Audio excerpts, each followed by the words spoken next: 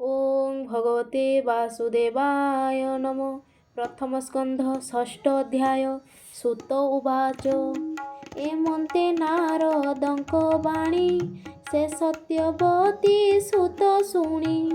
ନାରଦ ଜନ୍ମ କର୍ମ ଯେତେ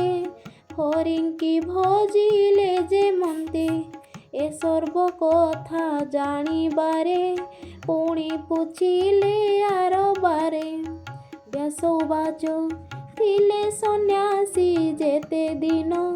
ତୁମ୍ଭକୁ କଲେ ମନ୍ତ୍ର ଦାନ ସନ୍ତୋଷେ ଦେଇ ମନ୍ତ୍ର ଦୀକ୍ଷା ଗମିଲେ ଯେ ସେ ତାଙ୍କ ଇଚ୍ଛା ତଦନନ୍ତରେ କଲ କିସ ତୁମ୍ଭର ପ୍ରଥମ ବୟସ ଜନ୍ମ ସଞ୍ଚଇ ପ୍ରଜାପତି ବାଳୁତ କାଳୁ ଯେତେ ଗତି ପରିବଚନ୍ତି ପ୍ରାଣୀ ସର୍ବେ ତୁମ୍ଭେ ବଞ୍ଚିଲ କେଉଁ ଭାବେ କାଳ ପ୍ରବେଶେ ମୁନିବର କେହ୍ନେ ଛାଡ଼ିଲ କଳେବର ପୂର୍ବ କଳ୍ପର ଏ ବିଚାର କି ରୂପେ ହେଲ ଜାତି ସ୍ମର ତୁମ୍ଭର ଜ୍ଞାନ ଦେହ ଅନ୍ତେ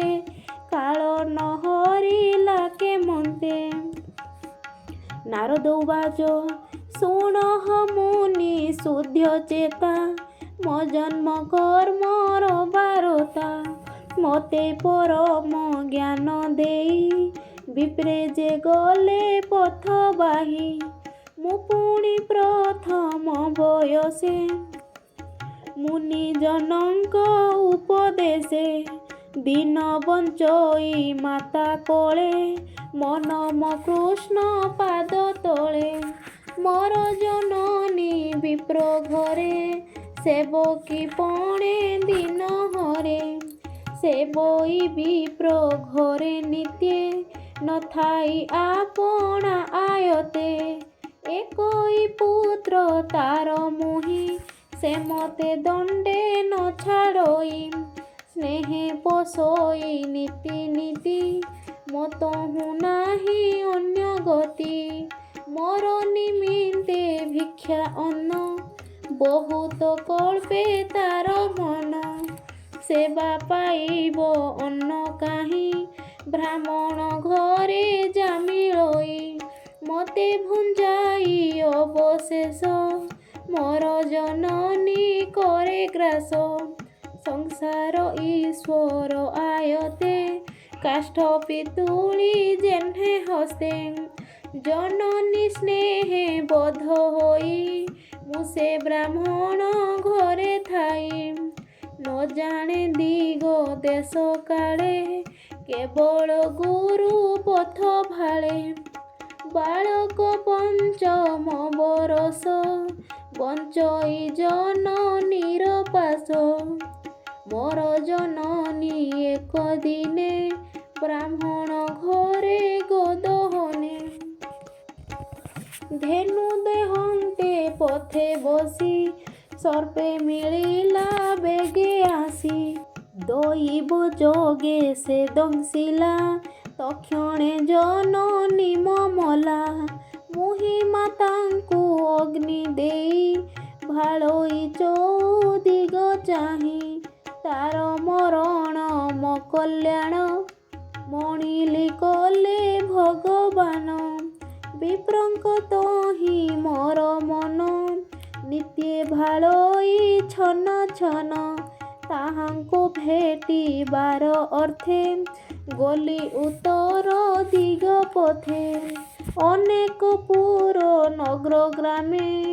ବିପ୍ରଙ୍କୁ ଖୋଜି ପଥ ଶ୍ରମେ ଖେଟ ଖର୍ବଟ ବାଟି ବନେ ଦୁର୍ଗମ ପର୍ବତ କାନନେ ପବିତ୍ର ଜଳେ ପୁଣ୍ୟ ତୀର୍ଥେ ଦେବେ ବସନ୍ତି ଯହିଁ ନିତ୍ୟେ ଉତ୍ତମ ସରୋବର ବନେ ହଂସ ସାରସ ଭୃଙ୍ଗ ସ୍ୱନେ ପୁଣି ମିଳିଲି ଘୋର ଦେଶେ ପୁରୀତ ନଳ କୁଶ କାଶେ ହସ୍ତେ ସେବିତ ବନ ଆଦି যে স্বর্ণ চিত্র পুণ্য নদী বাউঁশ লতা ତା ଗୁଳ୍ମ ସାର ଦିଶୋଇ ଘର ଭୟଙ୍କର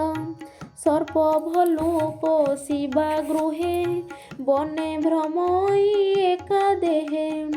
ଏମନ୍ତେ ଭ୍ରମ ଘର ପଥେ ଶ୍ରମେ ପିପାସା ବୁଭୁକ୍ଷତେ ଏମନ୍ତେ ଯାଉଁ ପଦେ ପଦେ ଶ୍ରମେ ପଶିଲି ନଦୀ ହ୍ରଦେ ଶୀତଳ ବାରି ସ୍ନାନ ପାନ କରନ୍ତେ ଗଲା ମୋର ଶ୍ରମ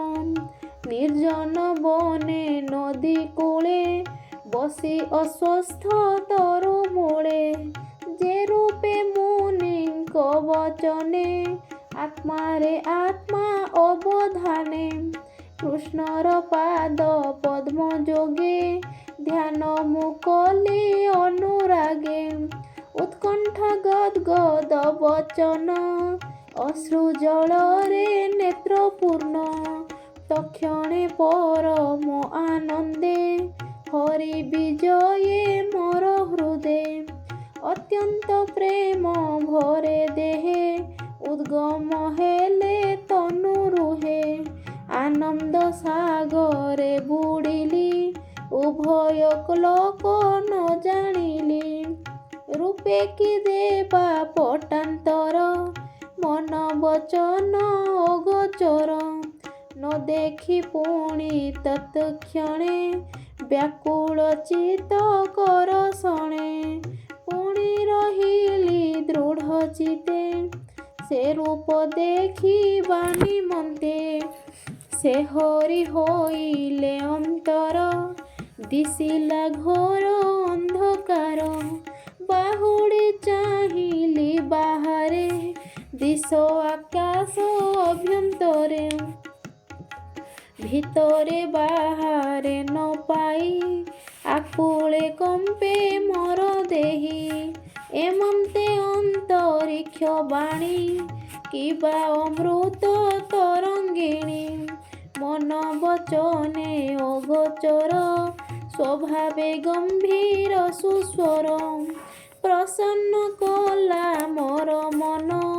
ଶୁଣିଲି ଆକାଶ ବଚନ ଏ ଜନ୍ମେ ଦେଖିବୁ ତୁ କାହିଁ ମୋହର ଆଦି ଅନ୍ତ ନାହିଁ ପୂଜୋଗେ ଜନଙ୍କର ଚିତ କର୍ମ ବାସନାରେ ଜଡ଼ିତ ଯାବତ ଶୁଭ କର୍ମେ ଚିତ ଆକର୍ଷେ ମତି ଭ୍ରମେ ସେ ମତେ ପାଇବେ କେମନ୍ତେ କର୍ମ ଆବରି ନାନା ମତେ ମୋର ସେବକ ସେବା ଫଳେ ତୁଜେ ବଞ୍ଚିଲୁ ସାଧୁ ମେଳେ ତେଣୁ ଦେଖିଲୁ ମତେ ବେଳେ ପ୍ରକାଶ ହୃଦୟ କମଳେ ମୁଁ ଯାର ଚିତେ ନିତ୍ୟ ଥାଇ ତା ହୃଦେ ଅମଙ୍ଗଳ କାହିଁ ଏବେ ସାଧୁଙ୍କ ସେବା କରି ଦୀର୍ଘ ଜୀବନ ଦେହେ ଧରି ଦୃଢ଼ ଭକତି ମୋର ପାଦେ ଚିତେ ପୃଷରୁ ଅପ୍ରମାଦେ ଏ ଦେହ ଛାଡ଼ି ମୋର ଧ୍ୟାନେ ଅନ୍ତେ ମିଳିବୁ ମୋ ଭୁବନେ ମୋର ବିଷये ତୋର ମତି କେବେ ନହିବ ଦୁର୍ଗତି ସୃଷ୍ଟି ପ୍ରଳୟ ବାଧା ଯେତେ କେବେ ନ ଲାଗିବ ତୋତେ ମୋ ଅନୁଗ୍ରହେ ହେଉ ଜ୍ଞାନ ଏମନ୍ତ ଆକାଶ ବଚନ ସ୍ୱଭାବେ ଶୁଭେ ଅନ୍ତରିକ୍ଷେ କେ ତାହା ଦେଖିବ ପ୍ରତ୍ୟକ୍ଷେ ସ୍ୱଭାବେ ରୂପ ନାହିଁ ଯାର ମହାମହିମ ନିର୍ବିକାର ସେ ବାଣୀ ଶୁଣି ଚିତ୍ତ ସ୍ଥିରେ ପ୍ରଣାମ କଲି ତାପୟରେ ମୋର ଜୀବନ କୃତକୃତ୍ୟ ଶୁଣ ହେ ସତ୍ୟବତୀ ସୁତ ସେ ବିନୁ ନ ଜାଣଇ ଆନ ମୋ ସର୍ବଗତି ଭଗବାନ ଲାଜ ଭୟକୁ ପରିହରି ହୃଦେ ଗୋବିନ୍ଦ ନାମ ଧରି ଅନନ୍ତ ନାମ ଗୁଣ ଯେ যেতে চিতে সুমরি অবিরতে ভূমি করই পর্যটন বিগত রাগ তুষ্ট মন মদ মৎসর মান তেজি কৃষ্ণ চরণ দৃঢ়ে ভজি এমন্তে ভ্রমু অনুদিন নির্মণ হইলা মন এমন্তে মরণ নিয়ত কাল হইলা উপগত চঞ্চলে স্ফুরে মোর মনে তড়িত যেহ্নে নীল ঘনে দিব্য স্বরূপ মুহ দেখি তক্ষণে শরীর উপেক্ষী আনন্দে কৃষ্ণ অনুগ্রহে শূন্যে গমিলি দিব্য দেহে কল্পান্তে দিন প্রলୟରେ এ সৃষ্টি দেখিণ উদরে ক্ষীর জলধি মধ্যে স্থিত অনন্ত শয়নে অচ্যুত পশিলি তার অভ্যন্তরে নির্লেপ নির্মল শরীরে যেবে সহস্র যুগ গলা শয়নু অনন্ত উঠিলা তক্ষণে ব্রহ্ম রূপ ধরি ভূমি ভিয়াই সৃষ্টি করি মরিচি আদি সপ্রস্তুত ব্রহ্মা মনରୁ ହେଲେ ଜାତ ମୁହିଁ ହଇଲି ତାଙ୍କ ସଙ୍ଗେ ସମ୍ଭୂତ ବିଧାତାର ଅଙ୍ଗେ ବାହ୍ୟ ଅନ୍ତରେ ଦୃଢ଼ ବ୍ରତେ ଏ ତିନି ଲୋକେ ଭ୍ରମେ ନିତ୍ୟେ ବିଷ୍ଣୁର ଭାବେ ଭ୍ରମେ ନୀତି ମହର ଅବ୍ୟାହତ ଗତି ବିଷ୍ଣୁ ଭକତି ଭାବ ବଳେ ମୁହିଁ ଗମଇ ଅନ୍ତରାଳେ ଦେବଙ୍କ ମଧ୍ୟେ ମୁହିଁ ଥାଇ ନୃତ୍ୟ କରଇ କୃଷ୍ଣ ଗାଇ ଶୁଣି ସନ୍ତୋଷ ମୋର ବାଣୀ ବୀଣା ଗୋଟିଏ ଦେଲେ ଆଣି ଶପଥ ସ୍ୱର ବିଭୂଷଣା ସୁସ୍ୱର ନାଦ ତିନି ଗୁଣା ସ୍ୱର ମୂର୍ଚ୍ଛନା ନାଦ ବାଇ ଆନନ୍ଦେ କୃଷ୍ଣ ଗୁଣ ଗାଇ ନିରତେ ଭ୍ରମେ ତ୍ରିଜଗତେ ଶୁଣି କହିବା ଆଉ ଯେତେ ହରିର ଅଭୟ ଚରଣ ଅଶେଷ ତୀର୍ଥଙ୍କର ସ୍ଥାନ ସେ ପାଦ କରନ୍ତେ ସ୍ମରଣ ଶୀଘ୍ରେ ମଚିତେ ନାରାୟଣ ଆଦିତ୍ୟ ତେଜ ପ୍ରାୟ ଦିଶେ ଅଜ୍ଞାନତମ ବେଗେ ନାଶେ ସେ ହରି ଚରିତ ବର୍ଣ୍ଣନ ଭମୁନି ସାବଧାନ ଶୁଣ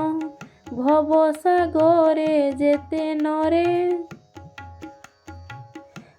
ଆତୁର ଚିତ ଅଭ୍ୟନ୍ତରେ ବିଷୟାର ସେ ସୁଯନ୍ତ୍ରିତ କେବେ ହେନ ହେ ଶୁଦ୍ଧ ଚିତ ଅଛନ୍ତି ଭବ ସିନ୍ଧୁ ଗର୍ଭେ ସେ ନରେ କେମନ୍ତେ ତରିବେ କୃଷ୍ଣର ଗୁଣ ଗାଥା ଘୋଷି ଆନନ୍ଦେ ସୁଖ ନାବେ ବସି ହେଳେ ତରିବେ ହରି ଗାଇ ଅନ୍ୟଥା ସୁଖ ଲେଶ ନାହିଁ ଯମ ନିୟମ ଯୋଗ ପଥେ ଯେ ନର ସାଧେ ଅବିରତେ ଏ ନାବ ପାଇ ବସେ କାହିଁ ଯେବେ ଗୋବିନ୍ଦେ ଚିତ ନାହିଁ ଶୁଣ ହେ ସତ୍ୟବତୀ ସୁତ ମୋହର ପୂର୍ବର ଚରିତ ଜନ୍ମ କର୍ମାଦି ମୋର ଯେତେ କହିଲି ତୁମ୍ଭର ଅଗ୍ରତେ ତୁମ୍ଭର ମନ ତସ ଅର୍ଥେ କହିଲି ଭକ୍ତି ଯୋଗ ଯେତେ ସୁତ କହନ୍ତି ଅନୁରାଗେ ଯଜ୍ଞେ ସମସ୍ତ ମୁନି ଆଗେ ସୁତବାଚ ନାରଦ ଜନ୍ମ କର୍ମ କଥା ବିଷ୍ଣୁ ଭକତିର ବ୍ୟବସ୍ଥା ବ୍ୟାସଙ୍କ ଆଗେ ସର୍ବ କହି ଆନନ୍ଦେ ବୀଣା ବାଦ୍ୟ ବାଇ ଆକାଶ ମାର୍ଗେ ଗଲେ ଏକେ ବିଜୁଳି ଯେହ୍ନେ ବଳା ହକେ ଧନ୍ୟ ମହିମା ଦେବ ଋଷି